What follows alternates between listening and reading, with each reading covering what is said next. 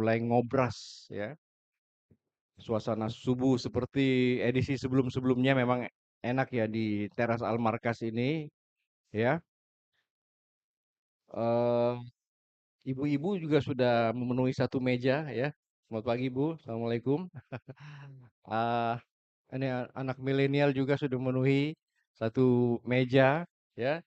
Dan sambil menunggu beberapa peserta atau jamaah lagi ya, kita akan mungkin mendengarkan ya satu dua lagu dari studio untuk pendengar kita yang mungkin mendengarkan acara ngobras ini dalam perjalanan ya di atas kendaraan mereka. Assalamualaikum untuk pendengar Radio Al Markas dan yang mendengarkan acara ini juga di media sosial Al Markas ya. Demikian Ruby.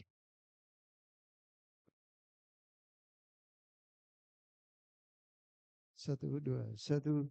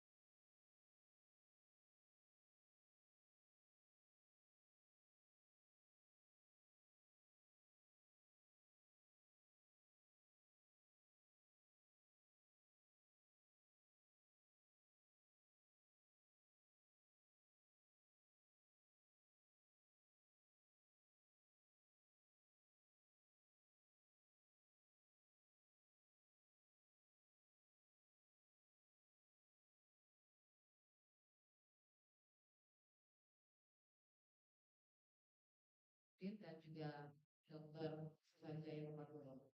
Di sana ada rekan Iya. Waalaikumsalam, Ruby. Ya, sudah. Ini tinggal dibenahin dikit persoalan teknis agak feedback ini ya. Jadi, nah, sudah bisa ya. Oke, kita siap? Udah mulai ya? Baik. Assalamualaikum warahmatullahi wabarakatuh. Selamat pagi dan salam sejahtera buat kita semua. Langsung dari teras depan Masjid Al-Markas. Saya Andi Mangara dan untuk edisi kali ini kita punya tema ngobras ini sangat penting dan menarik ya, yakni eh, corporate social responsibility ya, CSR, tanggung jawab sosial sebuah perusahaan dan kesalehan sosial.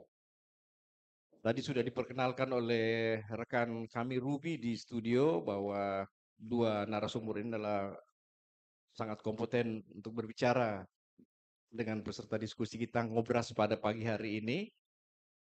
Ya, dan saya kebayang sebenarnya di Indonesia ini ya, problem kebangsaan dan keumatan ya, kesenjangan sosial ya, itu kalau ini jalan, umat kita punya tingkat kesolehan sosial yang baik, saya kira beres ya.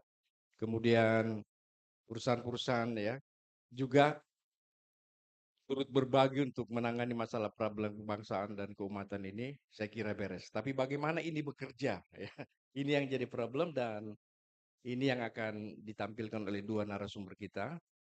Saya kira Pak Subhan dulu yang bicara, Pak. Ya, kita beri aplaus Dr. Subhan Jaya Mapaturu, CEO dari menangani CRA dari Kala Group. Ya, dia akan memberikan pandangan-pandangannya dan termasuk praktek cerdas di Kala Group. Silakan, Dr. Subhan Jaya Mapaturu. Baik, terima kasih. Assalamualaikum warahmatullahi wabarakatuh. Pak Ibu sekalian, Pak Andi Mangara, Pak Prof. Andi Darussalam. Eh, Baik, tadi sudah diperkenalkan, saya tepatnya di Chief Legal dan Corporate Secretary. Jadi memang salah satu tanggung jawabnya adalah terkait dengan CSR. Nah sekarang ya, istilahnya udah berubah karena ini kan memang ada perkembangan-perkembangan di dalam praktek-praktek uh, tanggung jawab ini sekarang istilahnya ESG ya. Jadi environmental, social and governance. Jadi ESG itu bagian yang lebih advance lagi dibandingkan CSR lebih besar lagi. Baik, ini menarik sebenarnya judul ini karena dihubungkan dengan kesalehan sosial dan tempatnya juga di Almarkas. Iya. Jadi memang kita harus berangkat dari perspektif apa namanya di umat yang besar ini ya Islami. Jadi Bapak Ibu sekalian, kalau kita bicara korporasi tadi bicara tentang kesalahan sosial. Kesalahan ini kan banyak sekali ya kalau kita baca dalam berbagai sumber gitu kan. Itu yang ada kesalahan individu, ada kesalahan sosial. Sekarang tambah lagi tuh kesalahan alam. Jadi kalau sosial itu manusianya, ya kan? Ya. Kalau alam itu ya lingkungan, hewan, tumbuhan dan lain-lain. Dan itu ternyata memang ada hubungannya nih, apa yang akan saya sampaikan kemudian ya. Jadi termasuk apa namanya? Ini kan kalau kita bicara korporasi sebagai subjek gitu ya. Jadi sebagai korporasi juga dia harus juga saleh secara Oh, iya. korporasi gitu kan. Dia harus saleh secara sosial dan juga secara alam. Perusahaan harus Perusahaan. saleh. Perusahaan harus saleh juga. Saleh ya, ya. Saleh Begitu itu ya. dalam pengertian bahwa dia harus menerapkan apa yang disebut sebagai good corporate governance. Good GCG. corporate governance ya. GCG itu kita misalnya di kantor ya, ini saya lompat dulu. Kita sudah menerapkan misalnya ya sistem anti atau manajemen sistem anti penyuapan, ya kan. Jadi ada whistle blowing system WBS yang kita kembangkan dan itu sudah berjalan 4 tahun. Itu sebuah kanal agar perusahaan ini orang-orang yang di dalamnya itu dan juga orang yang berhubungan dengan perusahaan itu punya saluran untuk melaporkan jika ada hal-hal yang melanggar aturan. Ya kan? Kalau melanggar aturan sebenarnya melanggar aturan agama juga. Korupsi kan melanggar aturan agama kan kira-kira begitu ya. Baik, saya jelaskan. Saya dari Kala jadi Kala ini sebenarnya dulu kalau tanggung jawab sosial itu ya itu melekat ke pendiri perusahaan yang juga memang juga pengelola Bapak Haji Kala. Jadi Pak Haji Kala itu sudah membuat satu fondasi yang apa namanya yang sangat kuat ya terkait dengan apa yang menjadi orientasi ke depan dari perusahaan. Jadi dia sebut bahwa bekerja itu adalah ibadah. Ya kan kerja ini saya sering saya. Nah itu dipraktekkan bahwa nah kalau dia bilang kerja itu adalah ibadah artinya bahwa perusahaan itu tidak hanya semata-mata mengejar keuntungan, tapi kalaupun ada keuntungan, keuntungan itu untuk tumbuh perusahaan, artinya tumbuh perusahaan semakin banyak orang yang bisa bekerja, kemudian juga dari keuntungan perusahaan juga itu bermanfaat juga buat orang di sekitarnya, gitu. Nah, karena dulu tahun-tahun 60, 70 itu relatif memang masih dikelola secara tradisional perusahaan ini gitu kan.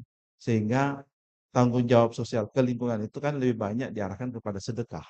Ya. Sedekah itu masih ada sampai sekarang, masih dipertahankan sebagai core dari tanggung jawab itu. Ya, sedekah-sedekah gitu. Jadi itu banyak sekali bantuan-bantuan, terutama karena Pak Haji Kala seorang NU, ya, seorang Islam sejati lah kira-kira begitu. Sehingga memang hampir semua ya, hampir sebagian besar sumbangan-sumbangan beliau itu untuk bagaimana agar Islam itu tumbuh ya dari apa namanya dari umatnya sendiri juga termasuk dari para ulama. Jadi ulama dekat sekali itu sama Pak Haji Kala sampai sekarang. Ya, sampai sekarang itu dipertahankan oleh generasinya gitu. Nah, itu. Kemudian itu berkembang ya berkembang di tahun 80 Bapak perusahaan ini mendirikan Yayasan Haji Kala. Nah, Yayasan Haji Kala lah sekarang yang kemudian menjadi motor penggerak dari kegiatan-kegiatan tanggung jawab sosial perusahaan ini sekarang ini.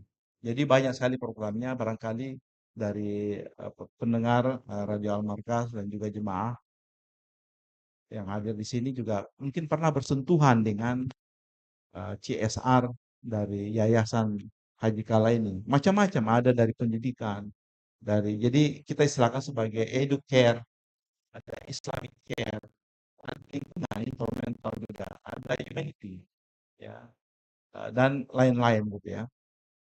Nah, kemudian juga ada yang dikelola oleh perusahaan. Dikelola perusahaan itu sebenarnya tidak terlalu besar. Yang besar itu adalah yayasan. Perusahaan itu dia hanya konsentrasi di lingkungan sekitar lokasi usaha. Nah, itu macam-macam juga bentuknya gitu ya. Kalau misalnya Bumi Karsa ya, dia bagian konstruksi dan proyeknya itu ada di mana-mana di seluruh Indonesia. Biasanya dia pengembangan skill. Kemarin ada sampai tata rias pengantin, Pak Ami. Oh Saya begitu? bikin ya, tata rias pengantin. Itu proyek waktu itu ada proyeknya di Sidrap. Kalau nggak salah ya, Sidrap. Ada jahit, ada operator alat berat. Jadi skill yang apa namanya yang menjadi program CSR-nya gitu. Dan banyak macam-macam lah apa yang dilakukan oleh perusahaan ini. Nah, sebenarnya ini prakteknya dilakukan. Tetapi mungkin diskusi ini di awal saya ingin sampaikan bahwa CSR ini sebenarnya menjadi tanggung jawab bukan tanggung jawab utama sebenarnya, bukan hanya sekedar Iya. tambahan dari populasi karena kita semua terutama untuk sekarang ini gitu ya. Kalau kita lihat banyak sumber tanggung jawab kita sebagai korporasi dan juga tanggung jawab secara individu sebenarnya adalah bagaimana menjaga agar alam ini bisa diwariskan. Dunia ini bisa diwariskan ke generasi-generasi selanjutnya. Kita tidak habiskan sumber daya di generasi yang ada sekarang, tapi itu bisa diwariskan terus berlanjut. Dulu CSR itu berfokus pada misalnya tanggung jawab untuk mengentaskan kemiskinan. Makanya tadi Pak Andi mengatakan ini bisa selesai nih masalah Iya, kemiskinan, masalah sosial. Memang itu awal-awal iya, ide-ide tentang itu. Kita berhubungan dengan bagaimana mengurangi kemiskinan, kita berhubungan dengan bagaimana memperbaiki kualitas hidup melalui misalnya air bersih. Karena tidak semua orang itu menikmati akses sumber air bersih yang baik, lingkungan yang bersih dan sebagainya gitu ya. Jadi tanggung jawab kita bersama-sama.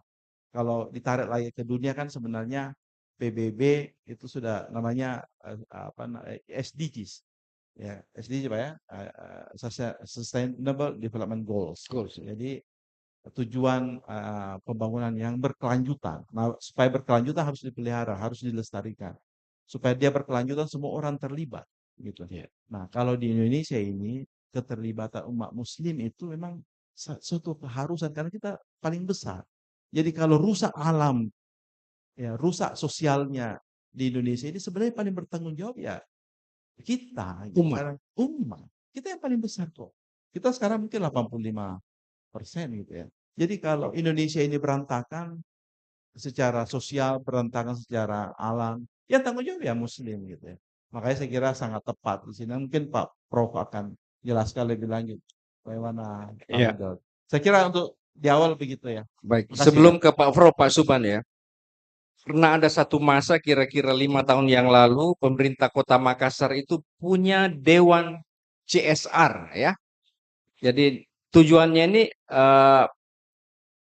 mengkoordinir perusahaan-perusahaan yang besar yang punya program CSR, kemudian eh, turut mendistribusi dan kolaborasi program CSR pemerintah dan perusahaan itu agar manfaatnya itu terasa begitu.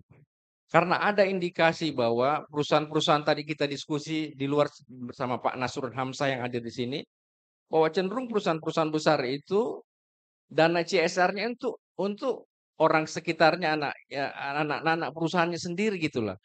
Pemerintah di mana perannya untuk mengawasi praktek-praktek seperti itu gitu loh Pak.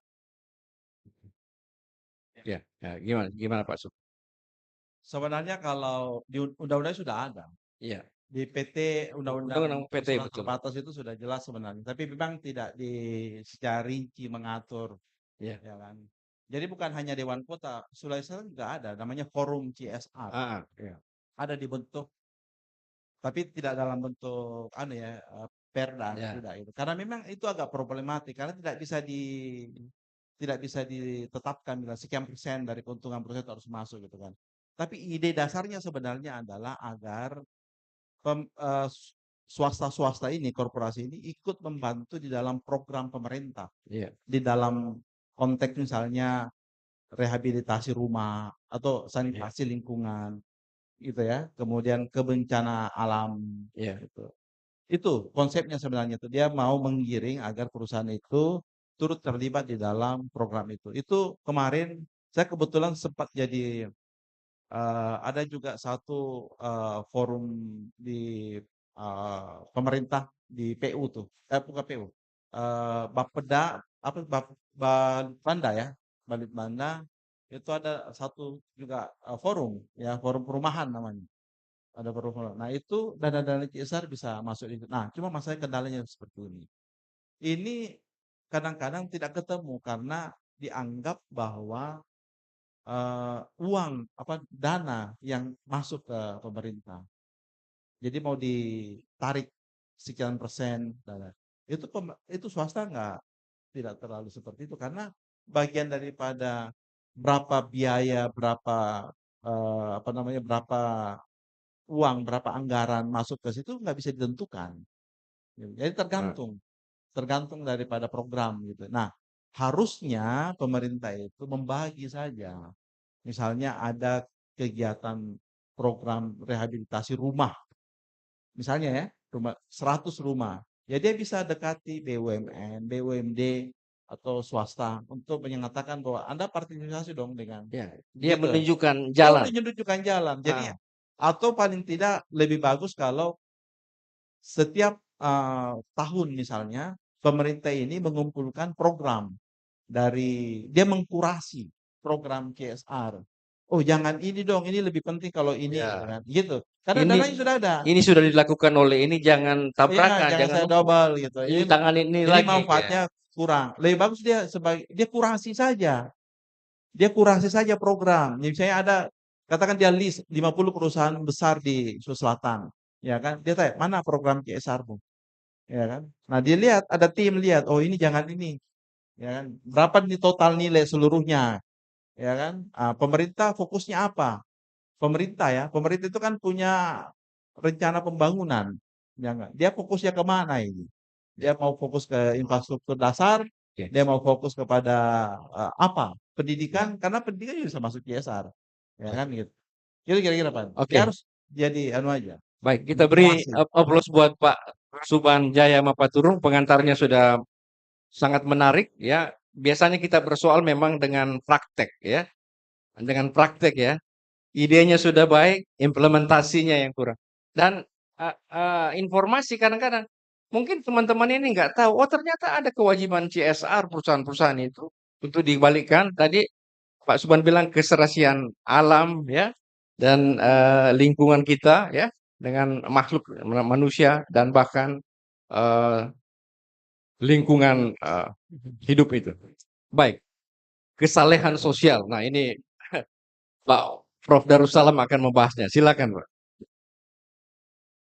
Terima kasih Pak Andi Mapara, pemandu, Pak Dr. Subhan selaku eh, mitra pengantar diskusi saya. Bapak Ibu sekalian yang saya hormati, Assalamualaikum warahmatullahi wabarakatuh. Bapak Ibu sekalian dan para pendengar Radio Al-Markas yang saya hormati, sudah beberapa tahun dan beberapa waktu yang lalu bersama dengan Ketua Yayasan Pak Profesor Hamid Awaludin, memang saya sudah mengatakan bahwa sebenarnya kegiatan-kegiatan kita di Al-Markas itu tidak seyogianya, jangan sekedar peribadatan ritual dan ceramah agama saja. Saya minta persoalan seperti ini, CSR, kita bahas tentang ini. Karena sekarang ini masyarakat kita kalau diajak untuk zikir bersama, umrah bareng-bareng, doa istighatha bersama, mudah. Tapi coba ngajak mereka untuk bagaimana peduli terhadap lingkungan, bagaimana peduli terhadap kemiskinan, bagaimana peduli terhadap kebodohan yang ada di seputar mereka. Banyak di antara kita itu begitu merapat seringkali dan kita punya dahi rapat di sajadah. Tapi sesudah itu kita tidak peduli dengan lingkungan kita. Jadi dalam kaitannya dengan kesalehan sosial ini yang menjadi apa namanya pilihan saya dalam beberapa waktu terakhir ini. Memang semua kajian-kajian saya arahkan kepada seperti yang disebutkan oleh Pak. Jadi bukan hanya kesalehan ritual, kesalehan intelektual, kesalehan sosial, kesalehan digital, kesalehan terhadap alam. Ya, jadi semua jenis kesalehan itu. Saya lebih fokus karena kita berkaitan dengan kemasyarakatan. Apalagi hari ini kita bikin kaji tentang CSA.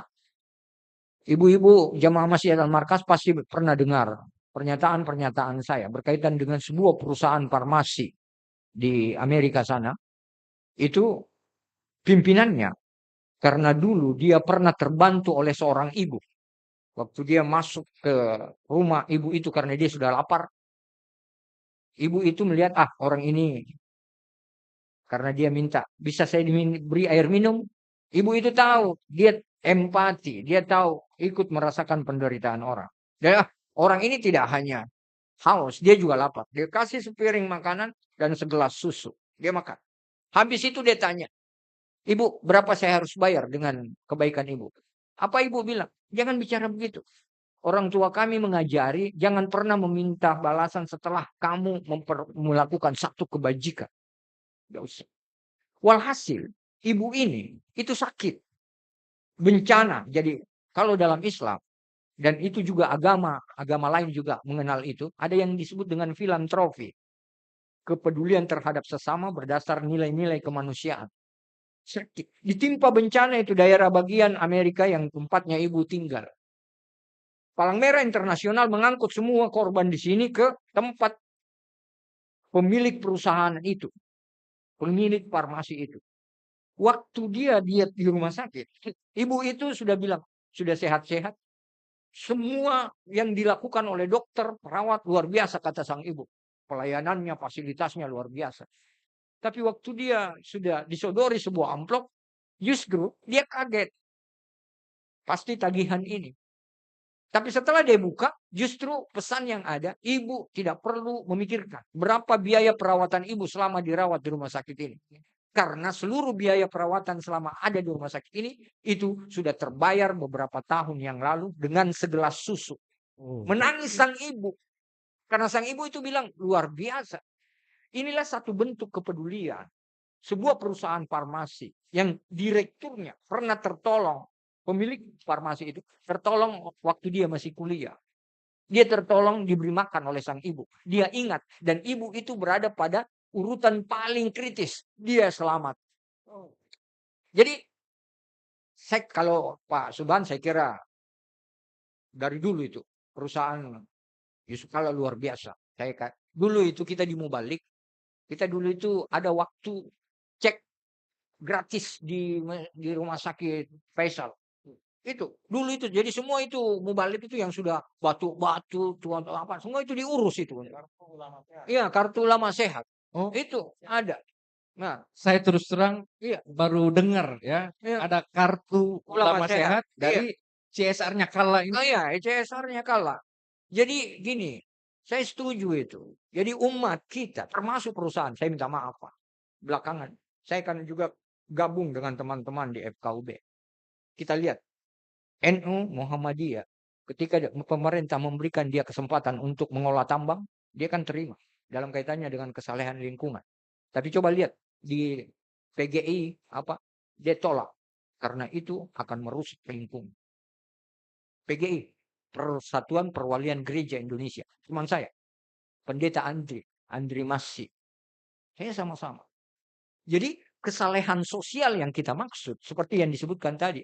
Jadi kalau kita bawa itu filantropi dalam Islam, itu ayat-ayatnya luar biasa banyaknya. Dan ini yang seringkali hanya berhenti kita pada penerjemahan bagaimana kita saleh secara ritual. Ya.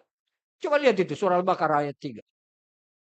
Ya. Alladzina yu'minuna bil ghaib wa yuqimuna shalah wa yunfikuna mimma razaqnahum yunfikun. Mimma razaqnahum menginfakkan sebagian rezeki yang diberikan oleh Allah kepada kita. Saya bisa sebutkan jamaah dan para pendengar sekalian, bapak-bapak para peserta, 3 saja kita setel dalam ayat ini, dalam kaitan Al-Quran. Al-Baqarah ayat 3, Al-Baqarah 195, Al-Imran 92. Itu semua berkaitan dengan bagaimana CSA, kepedulian kita terhadap seperti yang disebutkan oleh lingkungan itu. Inilah yang menurut konsen saya belakangan ini, itulah sampai Pak Prof. Hamid Awaludin setuju dengan saya, karena pernah mendengar saya satu kali khotbah. Dan yang begitu yang saya suka. Saya bilang, kita garap nih di Al-Markas. Jadi bukan berhenti pada kesalehan ritual.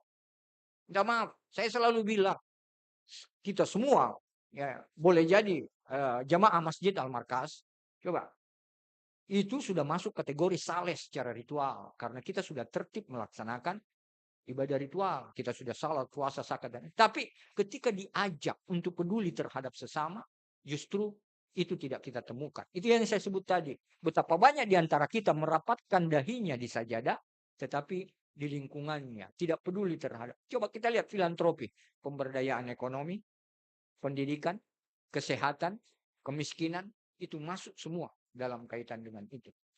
Inilah sebenarnya yang menurut saya patut untuk kita kembangkan. Jadi saya bilang, jadi kalau kita lihat seperti Pak Dr. Subhan bilang tadi, kita sebenarnya umat Islam paling bertanggung jawab karena kita mayoritas, ya, mayoritas di Indonesia ini. Tapi coba lihat, kalau yang banyak terbelakang umat Islam, Iya, yang bodoh umat Islam, iya. yang banyak ini umat Islam.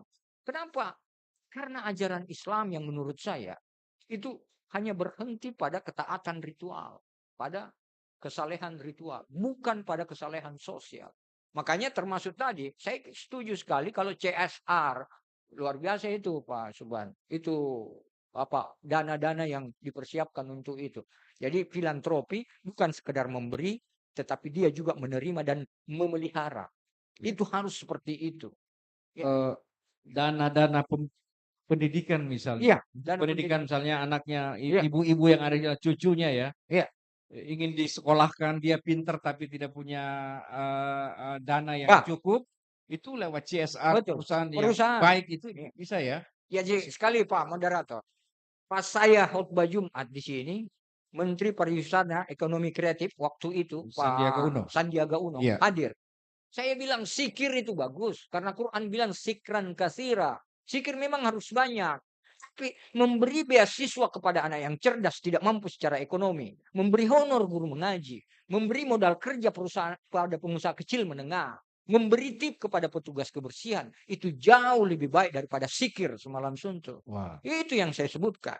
Supaya apa? Kita lihat kepedulian dalam kaitannya dengan CSR itu tadi, seperti yang saya sebutkan. Saya tahu Pak, seperti yang informasi Pak Subhan luar biasa.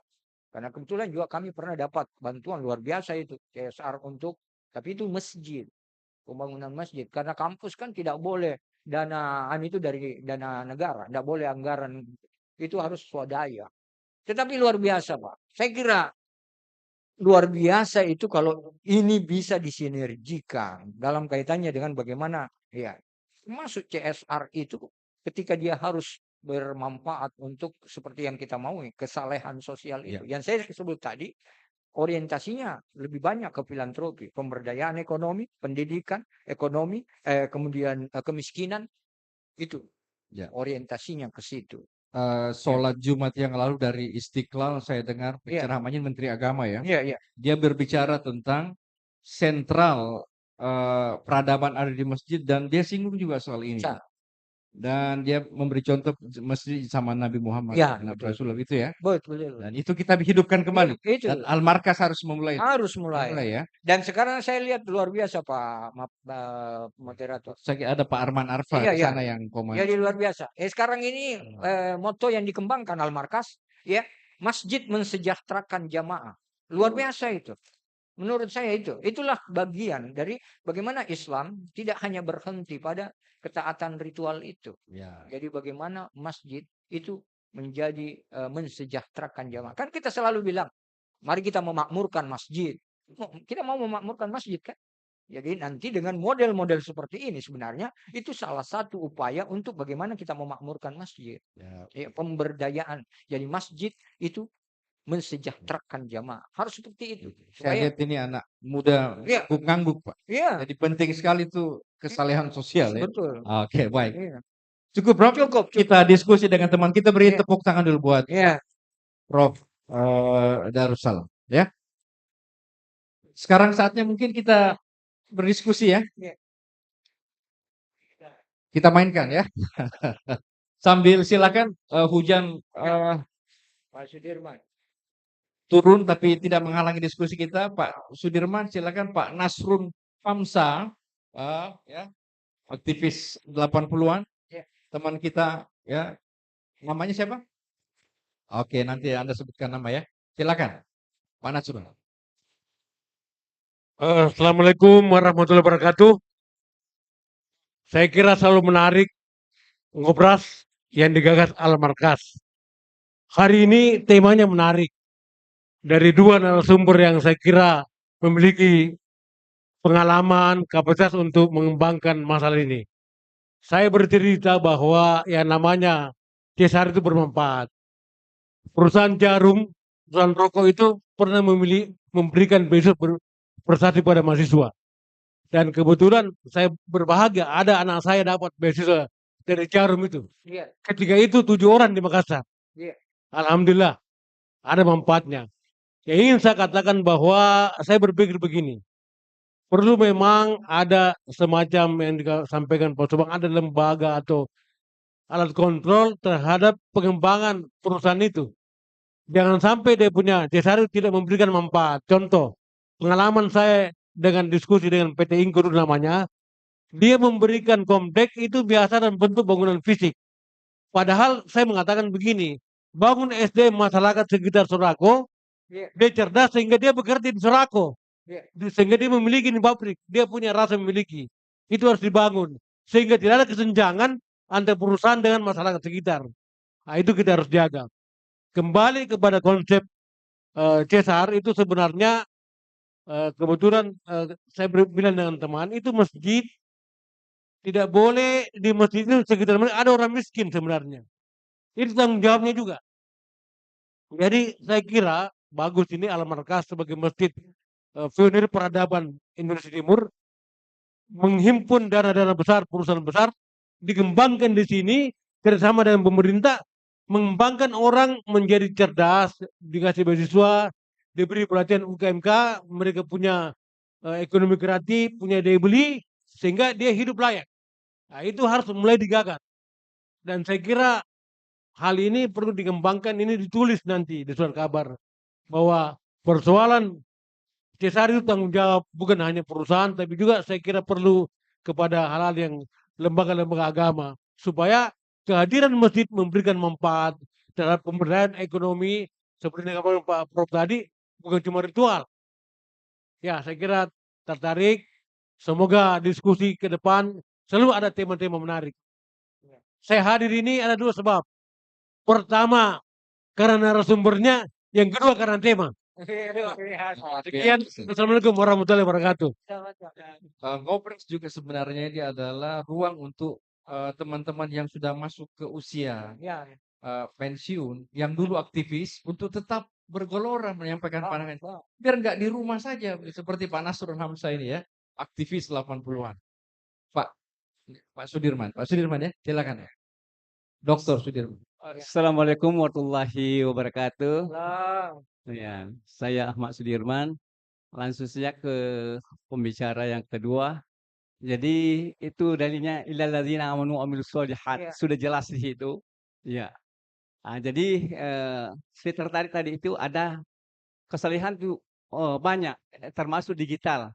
Tapi saya itu ya kesalahan bahasa asing. Oh, Di sini sebenarnya Pak Andi sudah lama saya anukan di sini, cuma tidak terpromosi. Banyak sudah alumni.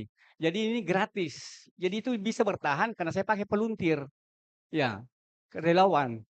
Jadi ini yang kita melihat sudah banyak. Cuma yang saya ingin sampaikan kepada pembicara mungkin moderator, bagaimana untuk mensosialisasikan, artinya mempromosikan, termasuk ini radio yang relay sekarang ini. Kami ini ada gratis ya, bahasa Prancis, Mandarin, dan bahasa Jepang, dan susah didapat di luar. Kalau Inggris Arab sudah biasa di sini. Jadi ini kita melihat kembali back to the mosque, kembali ke masjid. Karena fungsi masjid zaman Rasulullah itu pelayanan satu atap. Ya, jadi perang, mau cerai, mau apa, semua di masjid. Ya, sentral. Jadi ini yang kita melihat dengan melalui radio ini, dan kami didukung sebenarnya oleh Pak Prof kami, ada Pak Sekretaris. Alhamdulillah saya mendapat dukungan dari beliau memberi pengarahan, terutama Pak Prof Hamid, Pak Prof Mustari. Ya, cuma ini poinnya bagaimana supaya menyebar ini sosial. Kita termasuk amal jariah. Ini kalau Al-Markas menjadi contoh, dia buat yang lainnya kita dapat pahalanya. Ya, jadi mungkin ini. Mungkin kembali kepada penceramah yang pertama tadi, mungkin sudah biasa saya ceramah di Wisma Kala itu lantai 2. Ya, sudah biasa. Mungkin ini kita melihat apa kira-kira program yang bisa disinergikan dengan pemuda. Ada Pak Farham di sini, karena saya buat ke rumah singgah. Bagus tuh ya, yang lainnya itu kan mungkin yang kita mulai apa yang bisa disinergikan supaya Al-Markas jadi pilot percontohan kepada masjid ini, apalagi yang kita ini. Mungkin ini to the point itu. Sekian. Assalamualaikum warahmatullahi wabarakatuh. Waalaikumsalam. Terima kasih Pak Dr. Mustari. Silakan anak muda kita. Sebutkan namanya ya. Assalamualaikum warahmatullahi wabarakatuh. Waalaikumsalam. Terima kasih atas kesempatan yang diberikan dari moderator dan para pemateri hari ini. Nama saya Ibnu Hajar. Ya, tadi sudah berbicara tentang kesolehan sosial, kesolehan ibadah. Kemudian, jadi kalau kita berbicara tentang CSR, itu kan orientasinya awalnya kan profit oriented dari perusahaan, kemudian social oriented. Ya. Ah, tapi yang menjadi pertanyaan adalah kalau ini dana CSR untuk bantuan, kemudian misalnya filantropi, tapi bagaimana mau memastikan bahwa CSR itu betul-betul dimanfaatkan? Kan kalau kita lihat di jalan masih banyak anak-anak pengemis sama orang tuanya bahkan. Nah, bagaimana bisa memastikan bahwa dana CSR ini betul-betul sampai? Karena kan pihak yang lain bukan langsung misalnya dari perusahaannya yang langsung ada kan biasa yang melalui pihak yang lain, ya. Nah ini bagaimana karena kalau kita lihat baru-baru ini dana CSR BI itu dikorupsi Pak. Ini kan perusahaan negara, ya masih apalagi dengan perusahaan-perusahaan swasta, ya. Ya, sekalipun boleh jadi perusahaan swasta itu ketat untuk pengawasannya mungkin lebih ketat, ya. Nah, tapi bagaimana bisa memastikan itu? Nah, kita ya namanya kita semua butuh kepastian, apapun itu pasti namanya butuh kepastian. Ya, sekalipun kita masuk surga juga itu belum pasti, tapi kita berusaha untuk memastikan diri kita bahwa kita ini mau masuk surga. Ya, terima kasih. Assalamualaikum Oke. warahmatullahi wabarakatuh. Jadi dana CSR tepat manfaat, tepat sasaran ya. Di mana peran pemerintah untuk mengkoordinir nanti Pak Subhan yang akan menjawab itu. Di sektor kiri, ibu-ibu masih adakah ibu-ibu yang ada? Ada ibu-ibu mau bertanya? Cukup ya? Cukup ya? Hujan juga ya. Silakan Pak Subhan, silakan. Baik, terima kasih Pak Nasrun, Pak Dr. Suleman, dengan Pak Ibnu Hajar ya. Nah, ini sekaligus saya juga akan menyampaikan apa saja yang menjadi program CSR dari Kala gitu ya, supaya bisa terinformasikan.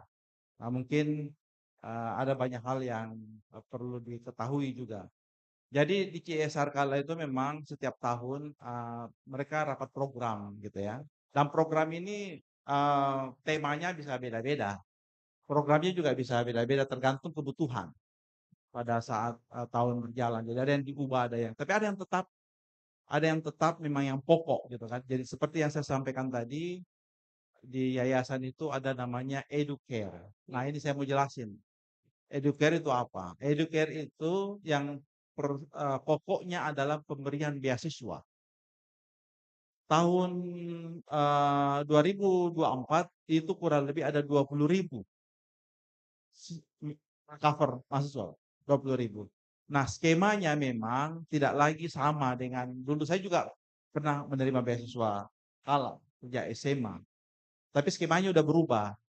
Sekarang ini untuk beasiswa Kala itu menyasar kepada mereka yang apa namanya penerima manfaatnya, beneficiarisnya ya, penerima manfaatnya itu siapa saja? Siapa saja, Pak? Dan universitas apa saja. Dan dia tidak perlu juga harus ranking IPK-nya nggak ada. Karena pikirannya adalah begini, kita percaya bahwa pendidikan itu yang menjamin terjadinya mobilitas vertikal. Yang bisa memperbaiki nasib itu adalah pendidikan. Nah, yang dipastikan oleh penerima apa namanya, yang dipastikan oleh Kala penerima beasiswa itu dia diverifikasi.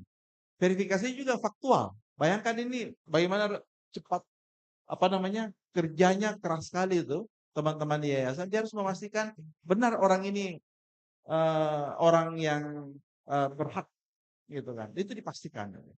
Tapi tidak ada lagi batasan bahwa dia harus universitas A, B, C, D, enggak. Ada bahkan universitas yang kita tidak tahu di mana ini universitasnya. Gitu kan. Nah, kita kasih gitu kan. Nah, kemudian yang setiap tahun kita berikan adalah siswa SMA Atira Bone. Itu siswanya 40% itu penerima beasiswa gratis mereka sekolah. Saya tidak tahu apakah ini diketahui masyarakat atau tidak gitu. Tapi ini yang saya sampaikan ya. Disampaikan bahwa 40%. Jadi kalau ada tiap tahun 200 siswanya berarti hampir 100 tuh. Yang dia sekolah gratis. Dan itu sekolah unggulan. Sekarang kalau tidak salah sudah terbaik Di Sulawesi Selatan. Di Sulawesi Selatan loh Pak. Ah, gitu ya. Gitu. Atau paling tidak dia 1 dan nomor 2 gitu. Itu dari sisi pendidikannya. Kemudian ada program-program pemberdayaan. Nah, tadi hubungannya gitu. Itu bebas Pak. Kita mengajukan proposal karena program pemberdayaan ini itu temanya bisa berubah. Nah, dulu kita masuk ke dalam eh, petani-petani apa namanya? Ada petani apa itu buah, ada petani buah alpukat, pendampingan. Kemarin juga kita mendampingi ya, mendampingi desa. Jadi desa ada kan desa sangat tertinggal. Nah, kala itu melihat kan ada indikator-indikator desa itu kan. Ya, jadi diintervensi program untuk agar desa ini naik kelas. Gitu. Itu masih berjalan. Tapi pindah-pindah desanya. Jadi kalau sudah naik kelas, dia pindah lagi. Naik kelas, dia pindah lagi. Dan masih berjalan sampai. Ada program sarjana masuk desa. Itu kalau pernah. Dia mengirim sarjana-sarjana, terutama yang mungkin yang berhubungan dengan pertanian. Itu ke daerah-daerah yang membutuhkan gitu kan. Ada program-program pemberdayaan yang lain ya terkait misalnya dengan UMKM itu terus berjalan. Jadi tergantung proposalnya. Jadi kalau proposalnya meyakinkan bahwa ini sasarannya tepat, programnya bagus dan berlanjut ya. Jadi ini kan selalu itu program itu yang dilihat adalah keberlanjutannya, dampaknya. Jadi memang ketat di dalam melakukan monitoring. Nah, sekarang saya bicara mengenai sumber. Jadi ini baik. Kalau keislaman banyak sekali. Padahal memang core-nya ya. Itu inti dari program CSR Kala. Jadi setiap setiap tahun itu dia membagi paket sembako itu puluhan ribu dan seluruh Sulawesi itu banyak sampai 40. Dia membagi iftar banyak sekali ya dan bantuan-bantuan masjid sound system itu masih berjalan. Nah, sekarang saya bicara sumbernya dari mana sih? Itu zakat, Pak. Zakat, infak, sedekah. Nah, karena aturan zakat ini juga makin ketat, akan harus ada asnaf nih. 8 asnaf. Harus fokus di situ. Makanya yang diperbanyak itu adalah infak sedekah dari perusahaan. Jadi kalau zakat ini sudah jelas peruntukannya untuk siapa gitu kan. Tapi infak sedekah ini yang bebas, yang kemudian bisa membuat program dan lain-lain gitu kan. Nah, itulah yang konsisten dilakukan oleh Kala. Sehingga Pak JK kalau ke perusahaan, ke direktur-direktur itu, yang dia tanya bukan keuntungannya berapa, yang dia tanya itu zakatmu berapa. Nah, gitu. Dan itu konsisten dilakukan. Jadi tanggung jawabnya direksi perusahaan di Kala itu salah satunya adalah bagaimana dia memperbesar zakatnya setiap tahun. Itu jadi indikator juga. Ini zakatnya kurang. Kalau zakatnya karena hitungannya, karena Kala ini sudah lembaga amil zakat, dia sudah jadi las, gitu kan. Dan ini juga sudah diaudit. Nah, tadi nyambung lagi. Ini uangnya tepat sasaran tidak? Ini ada audit nih, karena las. Dia ada pengawasnya dan ada report, ada laporan yang harus dia dan dinilai oleh orang lain. Saya nanti mungkin Pak Prof akan jelaskan bagaimana mekanisme terkait dengan las ini. Jadi begitulah. Nah, sekarang kita juga mulai tidak hanya mengandalkan itu, tetapi juga ada bagian dari CSR, karena CSR ini sebenarnya hubungannya juga dengan bagaimana perusahaan itu bisa tumbuh, berkembang, supaya dia diterima oleh masyarakat. Sehingga dia butuh juga public relation, butuh dia juga marketing, ya kan? Sehingga ada program-program yang memang di-create oleh entitas kita, bisnis kita itu untuk memperkenalkan perusahaan. Itu bagian, tapi biasanya lengketnya bukan hanya di CS, tapi dia lengket di marketing. Tapi itu boleh diakses. Jadi itu intinya boleh diakses. Jadi ada yang dibungkus memang program marketing, ada memang khusus dia. Kalau CSR ini memang pure dari zakat, infak, sedekah. Kira-kira itu ya. Jadi banyak sekali program-program yang ada di Kala ya. Dan program pemberdayaannya itu masing-masing ada. Jadi silakan Pak, kalau kita mau ajukan, kita ajukan dan kita akan lihat. Baik, saya kira itu dari saya. Terima kasih. Eh, itulah hebatnya ngobras ya. Terus terang banyak yang sudah dilakukan oleh Kala, tapi kan banyak yang kita belum tahu. Nah, mungkin lewat ngobras ini kita bertahu, oh ternyata ada selama ini ya. Jadi ini terkait dengan keterbukaan informasi publik untuk dipublish kepada masyarakat. Jadi pembelajaran yang cerdas ya. Orang soleh akan melahirkan perusahaan yang soleh di bidang sosial ya. Baik, sebelum ke Pak Prof Darussalam, adakah Pak Muanas atau Pak Arman Arfa ingin kasih ada arahan katanya? Hah? Dari studio ada ya? Oh baik, saya ke studio Pak. Iya. Halo Ruby di studio? Ya, oke. Ini sebenarnya menarik dan juga lowongan itu benar ya. Jika tidak begitu jauh di Oke. ini Ya, ini hujan lebat tapi tidak menghentikan diskusi. Oke, silakan Ruby.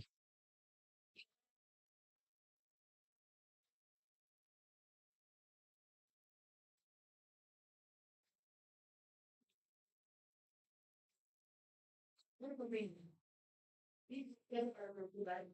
Ya, bagaimana ya yang pertama itu saya akan program program yang melakukan dan kan ada kriteria khusus untuk pemilihan daerah di wilayah-wilayah tertentu karena ya yang pertama ini sudah kalau ya yang ada di lingkungan itu sebagai proses itu pertanyaan berulang dan satu lagi ini masih ada yang sebenarnya oleh waktu hari bahwa dari dia dengan nomor 0852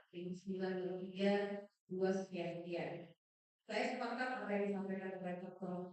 Darussalam tadi kait dengan kesalahan tidak hanya melalui setuju saja, tetapi juga berpikir ya dan juga melalui dengan kita menginstruksikan kepada orang-orang yang begitu.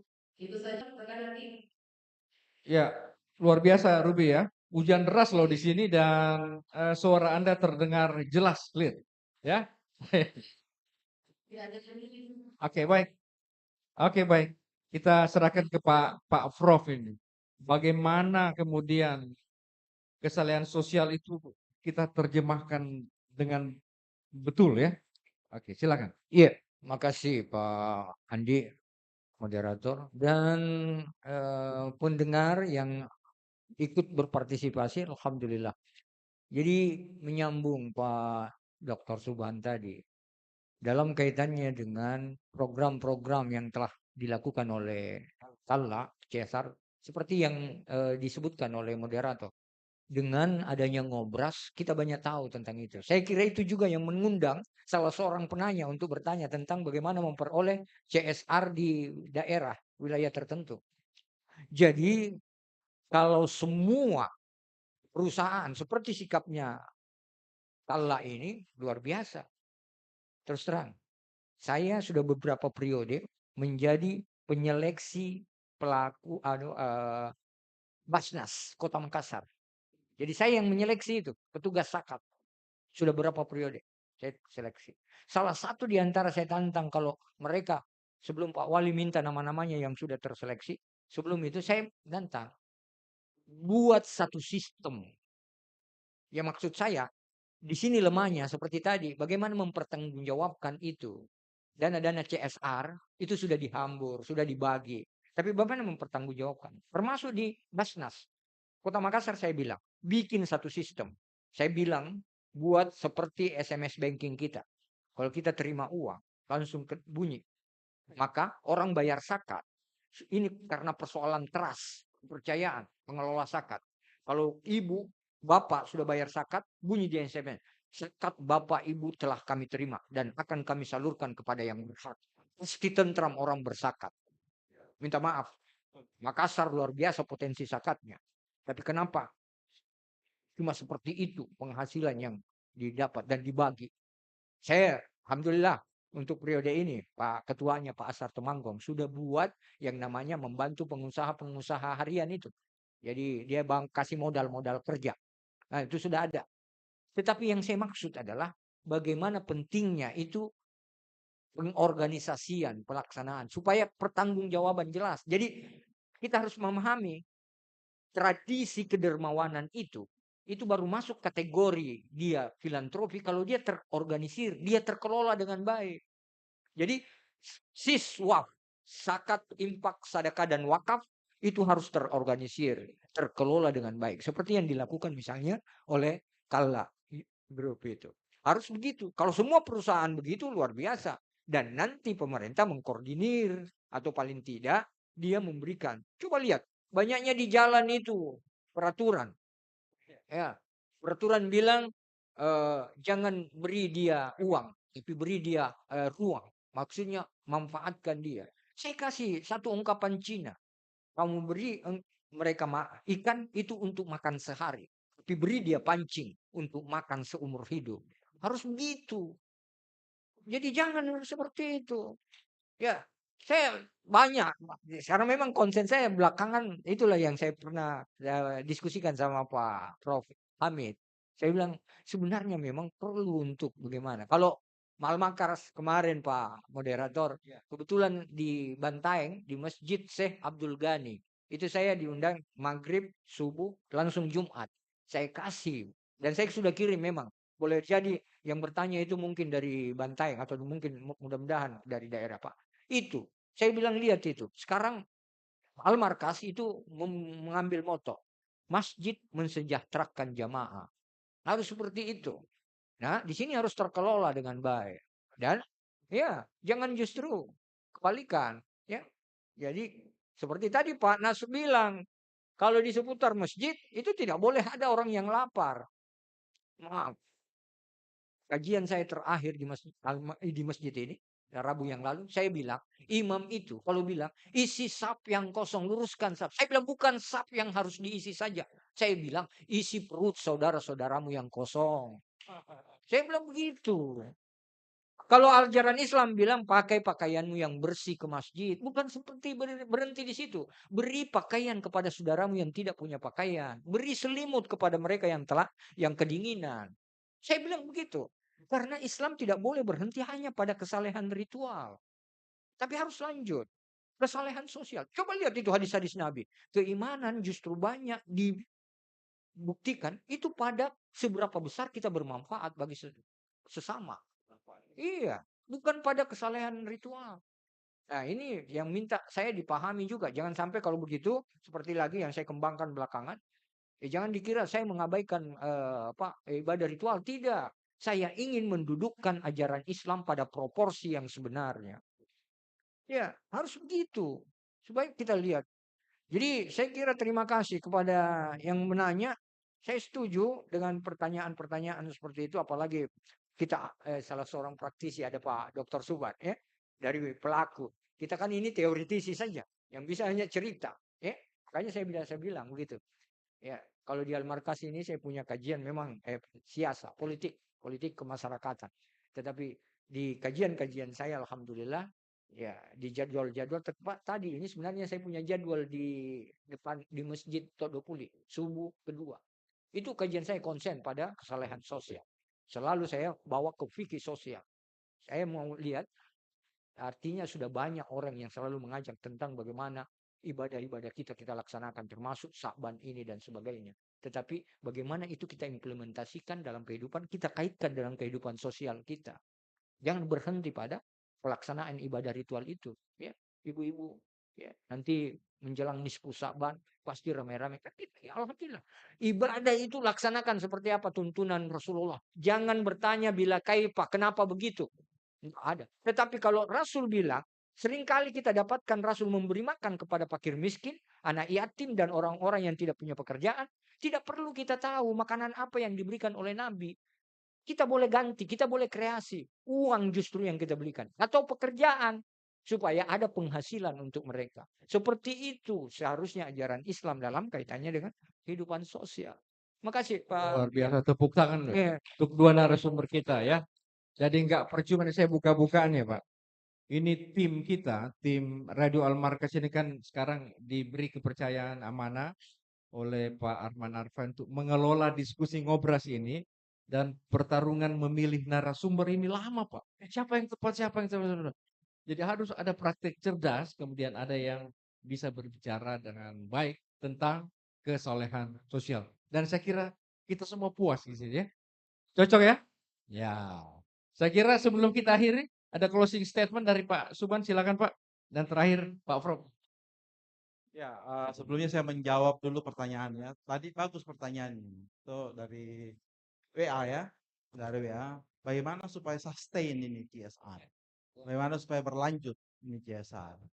Nah, seperti yang saya sampaikan bahwa CSR dari Kala, khususnya Kala saya bicara tentang Kala ini, itu sumbernya dari zakat, infak, sedekah. Artinya kalau mau, dan zakat infak sedekah itu diambil dari keuntungan perusahaan. Sehingga kalau mau sustain perusahaan harus untung. Karena itu melalui ini saya meminta dan memohon doa dari jemaah agar perusahaan ini tetap bisa tumbuh besar, karena kita bukan hanya bayar zakat, kita bayar pajak. Jadi sebenarnya kita alokasikan zakat infak sedekah itu kurang lebih 5%. Ya. Zakatnya 2,5 ya. Minimum kan. Tambah dengan infak sedekah itu besar. Jadi kira-kira kita bayar dengan pemerintah juga kan ada pajak penghasilan badan dan lain-lain, itu besar sekali. Jadi itulah pentingnya ada orang, mudah-mudahan teman-teman di sini Bapak Ibu punya usaha, punya bisnis, kan itu sangat menghidupi orang banyak. Jadi perusahaan itu bukan hanya orang yang bekerja yang di situ yang dihidupi, tapi memang masyarakat luas melalui pajak, melalui zakat, sedekah tadi gitu ya. Dan itulah yang menjadi filosofi dari perusahaan, visi misi perusahaan.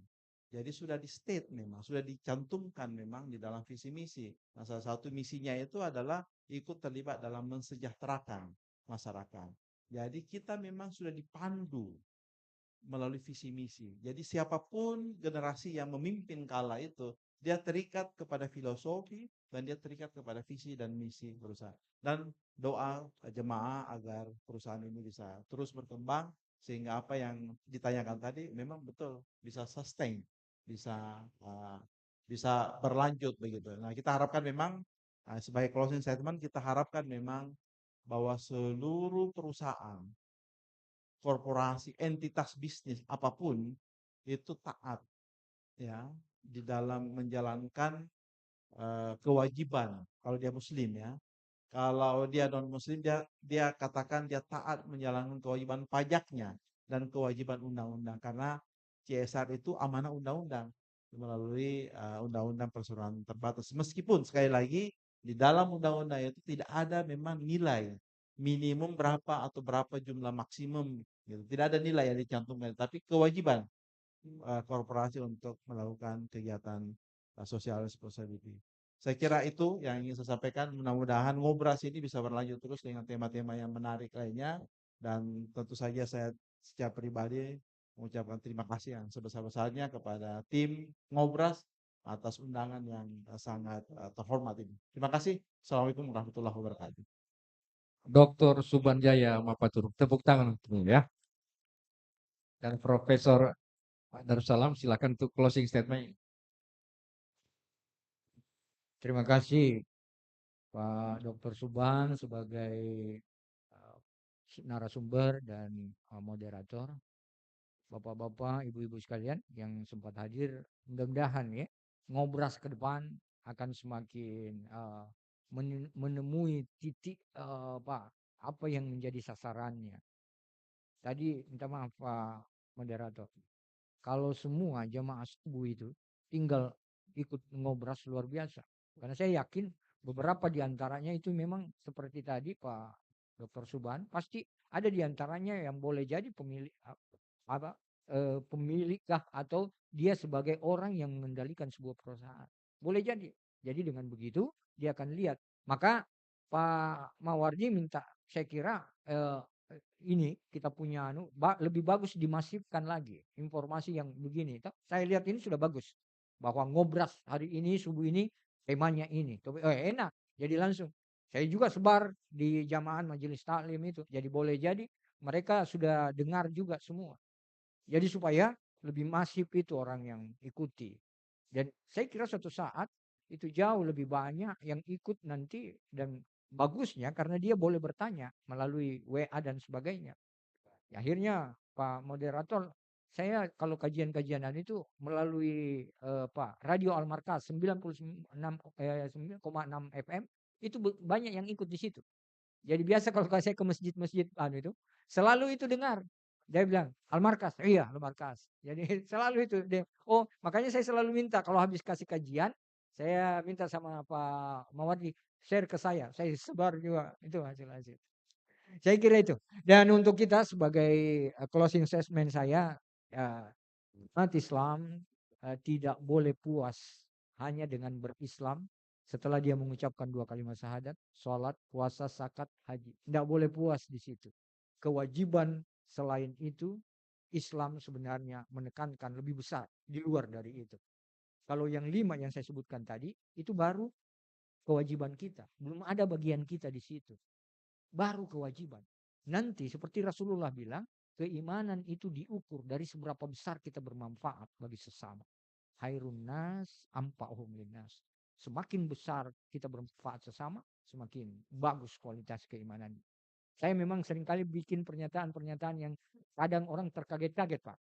Ya, terkaget-kaget. Kalau saya bilang seperti tadi itu, zikir bagus karena Quran bilang sikran kasira. Zikir memang harus banyak. Tapi kalau amal, Tuhan tidak bilang amal yang banyak, tapi dia amalan soleha, amal yang terbaik.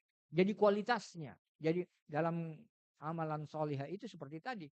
Jadi kalau misalnya alhamdulillah Yusuf Kalla sudah memberikan informasi kepada kita, kan luar biasa itu. Ternyata banyak hal yang sudah dilakukan oleh Kalla Group itu yang perusahaan lain boleh jadi belum melakukan, ya. Termasuk yang perusahaan-perusahaan pemerintah punya, ya, minta maaf karena memang ada aturan dalam kaitannya dengan perundang-undangan itu. Tetapi menurut saya kalau ingin, ya, filantropi itu bukan hanya terikat oleh orang-orang Islam saja. Orang-orang non-Muslim juga punya pandangan tentang itu. Kita lebih tegas. Yang saya katakan tadi, tradisi kedermawanan melalui zakat, infak, sedekah dan wakaf itu harus terorganisir. Intinya di situ, harus terorganisir. Jangan istilahnya ya tidak terorganisir. Karena itu biasa kurang kelihatan hasilnya. Saya kira itu. Makasih Pak Moderator. Ya. Tepuk tangan untuk Prof. Darussalam ya. Jadi kemanfaatan dan kebaikan yang terorganisir. Demikian hasil dari ngobras kita pada hari ini. Terima kasih kepada jamaah yang sudah hadir. Terima kasih kepada pendengar Radio Al Markaz dan yang mendengarkan lewat media sosial yang lain. Saya Andi Mangara, Dr. Suban, Prof. Andi Darussalam, dan seluruh audiens mengatakan kita jumpa untuk 2 pekan mendatang.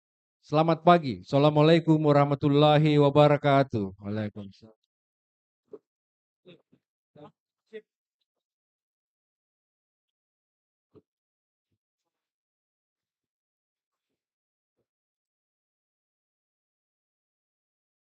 Pak Saleh, paling banyak nih. Pertamanya, luar biasa. Lihat mana komandan ini kalau ini gerak ini. Assalamualaikum, Prof. Mau Kak saya saya bilang jelas. Oh, ada Kak Ibu. Dulu itu foto saya pun Ramadan. Ada kantor tuliskan aja. Oh, alhamdulillah. Ya, sama dulu. Sekarang kan pensiun sama orangnya. Jadi mereka bantu rumah. Tuh juga ada makan. Kalau pindah saya nggak ada. Oh, ini ketuanya Mbak. Lagi kan. Oh, ibunya bebas sama saya. Tak ada lagi DSD. Ada kadang di bang dia tetap ada yang tapi satu orang ada ada apa tadi kan dia juga pakai kita ada dulu ada foto itu minta kan nomor